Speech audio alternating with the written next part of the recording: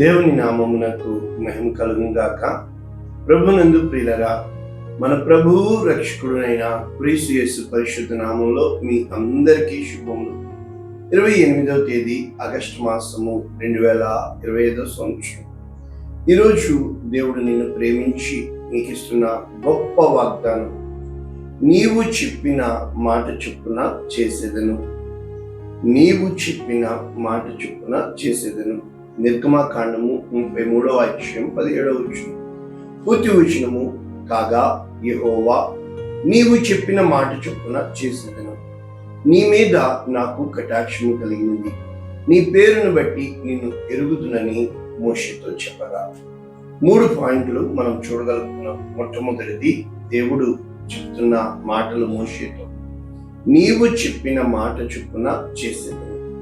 రెండవది, నీ మీద నాకు కటాక్షం కలిగినది. మూడవది, నీ పేరుని బట్టి నిన్ను ఎరుగుదును. కనుక దేవుడు మనందరినీ కూడా మన పేరు చొప్పున ఎరిగి ఉన్న దేవుడు.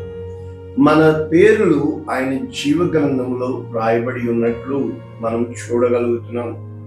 అంటే దీనికి కారణం ఏంటంటే, నీ మీద నాకు కటాక్షం కలిగినది.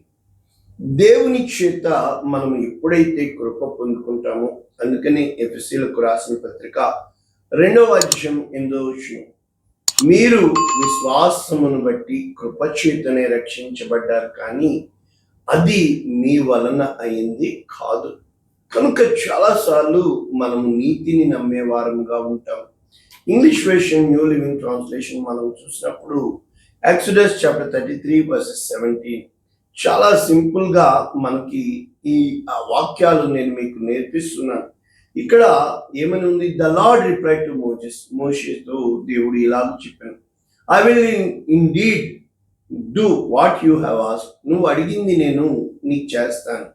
For I look favourably on you. కారణము, నీవంటే నాకు ఇష్టము. I know you by name, అంటే నీవు నాకు నీ పేరుని బట్టి నేను ఎరిగి ఉన్నాను. కనుక ఈరోజు మనము నేర్చుకుంటున్న వాక్య భావాలు, ఆ రోజు మోషే అడగడానికి గల కారణం ఏంటంటే ద క్యారెక్టర్. మోషే దేవుని హృదయాన్ని ఎరిగినట్లు మనం చూడగలుగుతున్నాం. సంఖ్యాకాండం 12వ అధ్యాయము 3వ వచనంలో దేవుడు మోషే కోసం సాక్ష్యం పలుకుతూ, మోషే భూమి మీద ఉన్న వారందరిలో మిక్కిలి సాత్వికుడు. అంటే నీతిమంతుడు, సాత్వికుడు అంటే మనం అనుకుంటాము దేవుని యందు భయభక్తులు కాదండి. అతడు అన్యాయముగా, అంటే హింసింపబడుతున్నా కూడా ఎదురు తిరిగి మాట్లాడలేడు, ఎదురు తిరిగి దెబ్బలాడలేడు, ఎదురు తిరిగి ఎప్పుడైతే ఎదిరించలేని వాడు సాత్వికుడు. కానీ చాలా కష్టం ఉంటుంది. మరి మోషే ఎదిరించినట్లు ఎక్కడ మనం చూడలేదు, కానీ మోషేని ఎదిరించిన వారు అనేకులు నిలబడినట్లు మనం చూస్తున్నాం. ఎప్పుడైతే ఈ మోషే కోసము దేవుడు ఇక్కడ సాత్వికుడు అని పలుకుచు ఆరోను మిర్యాములను పిలిచి ఏమని చెప్తున్నంటే, నా సేవకుడైన మోషేకు నేను దర్శనమిచ్చి కాదు, ప్రవక్తకైతే దర్శనమిస్తాను, కానీ ముఖాముఖిగా నేను అతనితో మాట్లాడతాను. అతడు నా ఇల్లంతటిలో నమ్మకమైన వాడు కనుక మీరు అతనికి విరోధముగా మాట్లాడుటకు ఎందుకు భయపడలేదు అని చెప్పినట్లు అంత మాత్రం. ద్వితీయోపదేశకాండం 34వ అధ్యాయం 7వ వచనం నుంచి చూసినప్పుడు, మోషే చనిపోయినప్పుడు 120 ఏండ్లవాడు, 40 మనం చూడగలుగుతున్నాము. రాజకుమారుడిగా, ఎడారిలో గొర్రెల కాపరిగా, తిరిగి గొప్ప నాయకుడిగా. అయితే మోషే కోసం రాయబడుతుంది, అతనికి దృష్టి మాన్యము లేదు, అతనికి సత్తువ తగ్గలేదు. కాబట్టి ఇక్కడ చెప్పబడుతుంది, మోషే తర్వాత యెహోషువ ఈ వాక్యాలు రాసినట్లు మనం చూడగలుగుతున్నాం.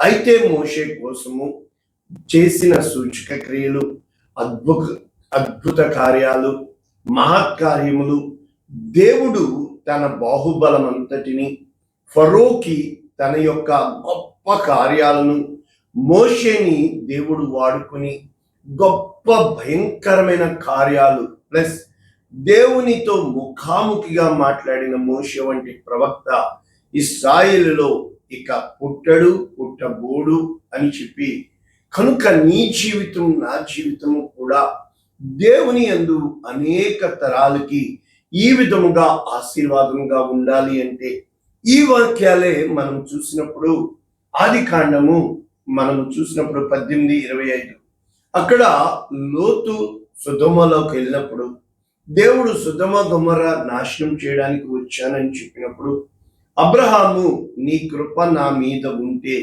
దుమ్ము ధూళి అయిన వాడిని నేను మొరపెట్టుచున్నాను అని చెప్పి మధ్యవర్తిత్వము ఇంటర్సెషన్ అంటారు. ఇంతకుముందు మనం మోషే కోసం నేర్చుకున్నట్లే ఇప్పుడు ఆ ఇంటర్సెసరీ ప్రేయర్ మనము అబ్రహాం చేస్తున్నట్లు చూడగలుగుతున్నాం. అబ్రహాం అడుగుతాడు 50 నుంచి 10 వరకు బేరమాడినట్లు నీవు చెప్పిన మాట చొప్పున అక్కడ 10 మంది ఉన్న ఎడల నేను నాశనం చేయను అని చెప్పి. కనుక ప్రభువునందు ప్రియులారా మనము ఎప్పుడూ కూడా దేవుని ఉగ్రతను తగ్గించు వారంగా ఉండాలి, దేవుని హృదయాన్ని ఎరిగిన వారంగా ఉండాలి, దేవుని కొరకు ఆయత్తపడే వారిని సిద్ధపరిచే వారంగా ఉండాలి. ఈ మాటలు సేమ్ టు సేమ్ మనం చూసినప్పుడు రూతు గ్రంథము 3వ అధ్యాయం 11వ వచనంలో బోయజు రూతుతో చెప్తున్నట్లు నా కుమారి భయపడకము, నీవు చెప్పినదంతయు నీకు చేసేదను, కారణము నీవు యోగ్యురాలవు అని నా జనులందరూ ఎరుగుదురు. ఎందుకని చెప్తున్నాడు ఈ మాటలు? నీ మునుపటి ప్రవర్తన కంటే ఇప్పటి ప్రవర్తన బహు గొప్పది అని చెప్పి ఏమంటున్నాడు? నీవు యెహోవా చేత దీవెన నొందినదాను. కనుక మనము ఏ రోజునైతే దేవుని దగ్గర నుంచి దీవెన పొందుకోవడానికి ప్రయత్నం చేస్తామో, దేవుని దగ్గర నుంచి కృప అంటే డివైన్ ఫేవర్, అంటే దేవుని యొక్క కనికరము నీ మీద ఉండడము, దేవుని యొక్క దయ నీ మీద ఉండడము. మనము యోసేపుని చూసినప్పుడు, ఎస్తేరుని చూసినప్పుడు వారి మీద ఆ యొక్క దయ పుట్టించే ఆత్మ పనిచేసినట్లు మనం చూడగలుగుతున్నాం. కనుక యెషయా గ్రంథం 58వ అధ్యాయం 9వ వచనంలో ఈ యొక్క ఉపవాసం గురించి చెబుతూ నీవు పిలువగా యెహోవా ఉత్తరమిచ్చును, నీవు మొర్ర పెట్టగా ఆయన నేనున్నాను అని. అంటే దేవుడు నీ ప్రార్థన ఆలకించడానికి, దేవునికి నువ్వు విజ్ఞాపన చేసినప్పుడు ఆయన మురిసిపోతాడని ఇక్కడ వాక్యం చెప్పబడుతుంది. కారణం ఏంటంటే ఇతరులను బాధించుట, వారిని వేలు పెట్టి చూపి తిరస్కరించుట, చెడ్డదాన్ని గట్టి మాట్లాడుట మానియల. కనుక చాలాసార్లు మనం సనుగుతూ ఉంటాం. ఇశ్రాయేలీయులు సనిగి ఆ వాగ్దాన దేశంకి వెళ్లకుండా వాళ్ళు చనిపోయినట్లు, వారి పిల్లలు వెళ్ళినట్లు మనం చూడగలుగుతున్నాం. చాలా విషయాల్లో మనము మరి ద ఫస్ట్ పార్టీగా మనము పక్కోల్ని పెట్టేస్తూ ఉంటాం. మనకి నచ్చిన వాళ్ళని అందరినీ కూడా, ఇష్టమైన వాళ్ళని మనం ఎటువంటిదైనా సమర్థిస్తూ ఉంటాము. ఎవరైనా కష్టమైతే మనము వారిని తోలనాడడానికి సిద్ధపడుతూ ఉంటాం. అయితే ఒక మాట చెప్తాను, యేసుక్రీస్తు ప్రభువు వారు చెప్పి ఉన్నారు, మీకు ఇష్టమైన వారిని మీరు ప్రేమించేలా మీరేం చేస్తున్నారు? మీకు అప్పిచ్చేవాడికే ఇస్తే మీరేం చేస్తున్నారు? అందరూ అలాగే చేస్తున్నారు కదా. కనుక నేను మీకు చెప్పింది ఏమనగా, మీ శత్రువులు. అదేంటండి పాస్టర్ గారు చెప్పడం ఇది కాదండి. ఎప్పుడైతే దేవుడు పరలోకంలో ఉన్నాడని, ఆయన ఆకాశంలో ఉన్నాడని, మనము భూమి మీద ఉన్నామని, ఈ లోకంలో ఉన్నామని ఏ రోజునైతే మనం గ్రహించగలుగుతామో, గుర్తించగలుగుతామో, పరలోకమునకు వెళ్ళవలసిన ప్రిన్సిపల్స్ అవి పూర్తిగా దైవ అనుగ్రహములో ఉన్నాయని, దైవ చిత్తములో ఉన్నామని, దేవుడు ఒక్క క్షణము ఉగ్రత చూపిస్తే, ఇప్పుడు మనం చూస్తున్నాం వాతావరణం మారిపోయింది, ఆయుష్కాలం తగ్గిపోయింది, ఎక్కడ చూసినా వరదలు, ఎక్కడ చూసినా భూకంపాలు, ఎక్కడ చూసినా యుద్ధాలు, ఎక్కడ చూసినా కరువు, ఎక్కడ చూసినా తెగులు. ఇంతగా మనకి యేసుక్రీస్తు ప్రభుల వారి రాకడ సమీపించబడి ఉన్నప్పుడు మనం చూడగలుగుతున్నాం. 12 ఏండ్ల రక్తస్రావ రోగం కలిగిన స్త్రీ యేసుక్రీస్తు ప్రభుల వారి దగ్గరకు వచ్చినప్పుడు, అమ్మా నీ విశ్వాసము నిన్ను స్వస్థపరిచెను, సమాధానం గలదనవి. కనుక ఎప్పుడైతే మనము విశ్వాసము లేకుండా దేవునికి ఇష్టుడై ఉండుట అసాధ్యము. విశ్వాసము అనగా దేవుడు ఉన్నాడని, ఆయన తన కొరకు కనిపెట్టుకుని వారి కోసం బహుగా మురిసిపోతూ ఉంటాడని, దేవుడే ఈ కార్యాలు చేయాలి, దేవుడే ఈ కార్యాలు లక్ష్య పెట్టాలి, దేవుడే నన్ను గుర్తించాలి అని నీవు నేను ఎప్పుడైతే దేవుని యందు లక్ష్యం ఉంచుతామో, దేవుని కొరకు మనం ఎదురు చూస్తామో, ఆయన ఇష్టపడేవాడుగా ఉన్నాడు. కనుక మోషే సాత్వికుడు, దేవునికి ఇష్టమైన వాడు. అంటే దేవుని హృదయానుసారుడిగా దావీదు ఎందుకున్నాడంటే, దావీదు ఎక్కడికి వెళ్ళాలన్నా కూడా దేవుని చిత్తాన్ని ఎరిగేవాడుగా ఉన్నట్లు చూస్తున్నాం, దేవుని హృదయాన్ని తెలుసుకునేవాడుగా ఉన్నట్లు చూస్తున్నాం, ఆ తర్వాత ఫ్రంట్ ఫుట్ వేసేవాడుగా ఉన్నట్లు చూస్తున్నాం. అంటే తన ప్రతి కార్యంలో కూడా మరి దావీదు గడాంధకారపు లోయలో సంచరించిన ఏ అపాయమునకు భయపడను, ఆయన నాకు తోడుగా ఉన్నాడు అని చెప్తున్నాడు. అంటే ఆయన తోడుగా ఉంటే నువ్వు గడాంధకారంలోకి వెళ్ళినా కూడా వెలుగు నీ మీద ప్రకాశిస్తూ ఉంటుంది. కారణం ఏంటంటే దావీదు చెప్తున్నాడు, నీ వాక్యము నా పాదములకు దీపము, నా త్రోవకు వెలుగునై ఉన్నది. కనుక ప్రభువునందు ప్రియులరా, వాక్యాన్ని ఎత్తిపట్టుకోవడమే. మనం చాలాసార్లు ఏమనుకుంటామంటే, మనము నమ్మింది నీతి అనుకుంటాం, మనం మంచి చేస్తున్నాం అంటాం మన మనస్సాక్షిని బట్టి. కానీ నీ మనస్సాక్షి వేరే, పరిశుద్ధాత్మ దేవుడు వేరే. కనుక పరిశుద్ధాత్మ దేవుడు వచ్చినప్పుడు నీతిని గూర్చి, తీర్పుని గూర్చి, దేవుని యొక్క ప్రేమను గూర్చి, కృపను గూర్చి ఆయన నీకు వివరిస్తూ ఉంటాడు. అంటే ఏ రోజునైతే ప్రభునందు ప్రియులరా మన జీవితంలో ఇక్కడ ఏ విధంగా ఇందాక నేను చెప్పినట్లు, అంటే దావీదు దేవుని హృదయాన్ని ఎరిగి ఉన్నాడో, మోషే దేవుని చిత్తం కోసం కనిపెట్టుకున్నట్లు మనం చూడగలుగుతున్నాం.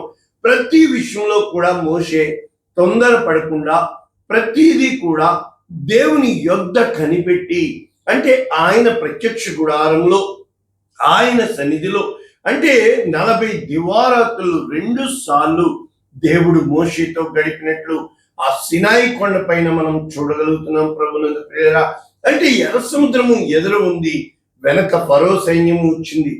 చాలా విషయాల్లో మోషే ఏమీ చేయలేని వాడై దేవుని వైపుకి తన చేతులు చాపినట్లు చూస్తున్నాం. వాళ్ళు మాకు ఆహారం అయిపోయింది, ఎక్కడి నుంచి కావాలి అంటే దేవుని వైపు. మారా నీళ్లు చేదుగా ఉన్నాయి అంటే దేవుని వైపు. మరి మాకు మాంసం కావాలి అంటే దేవుని వైపు. శత్రు సైన్యము వచ్చింది అంటే దేవుని వైపు. కనుక తన జీవితం అంతా కూడా దేవుని వైపు చూచినట్లుగా ఉంటున్నాం.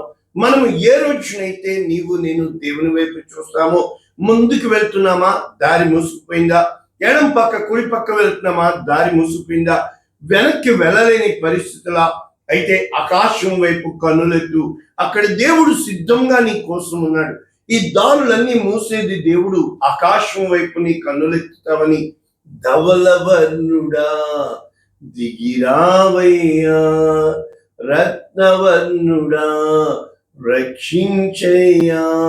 ఆ విధముగా దేవుడు నీవు అడుగుతావని, ఆయనకి మొర్రపెడతావని, నీవు లేకుండా నేను ఎక్కడికి వెళ్ళను అని నిత్యంగా ఆయన కోసం ఎదురు చూస్తామని. ఎందుకు అంటే నీకు నాకు ఆయన కృపనిచ్చాడు.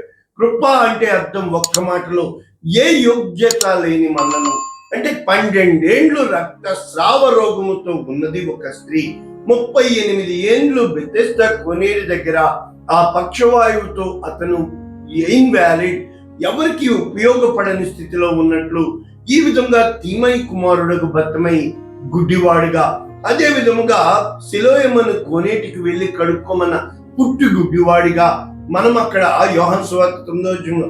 అంటే ప్రభువునందు ప్రియులారా, నేనేం చెప్పడానికి ప్రయత్నిస్తున్నా అంటే, నీ జీవితంలో ఏదన్నా ఆటంకం పెట్టాడంటే, ఒక హన్నా ఏ విధంగా దేవుని దగ్గరికి వెళ్ళి ప్రార్థన చేసి సమూయేలు అనే గొప్ప కుమారుణ్ణి కనిందో, ఈరోజు నీ గర్భం మూయబడిందా, ఈ యొక్క ఉద్యోగం రాకుండా ఆగిపోయిందా, అందరూ బాగున్నారు, నా జీవితం ఇలాగ అయిపోయిందా అనుకుంటున్నావా? అయితే కాదు, నీవు కృప పొందుకున్నావు, నీవు కృప పొందుకున్నావు.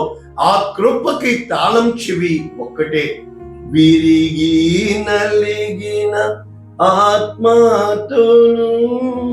ఏ రోజునైతే నీవు నేను ఆ కృప కావాలి అని దేవుని దగ్గర ఒక హన్నా వలె, ఒక 12 ఏండ్ల రక్తస్రావ రోగం కలిగిన స్త్రీ వలె, ఒక తీమై కుమారుడకు బత్తమై యేసు ప్రభువుని ఏ విధంగా నేను గుడ్డివాడని చూడాలని ఇష్టపడుతున్నాను అని అడిగిన ఎడల ఆయన కృప, ఆయన యొక్క బాహుల్యము, ఆయన ప్రేమ ఆకాశమంతా నీకోసము ఎదురు చూస్తున్నాడు.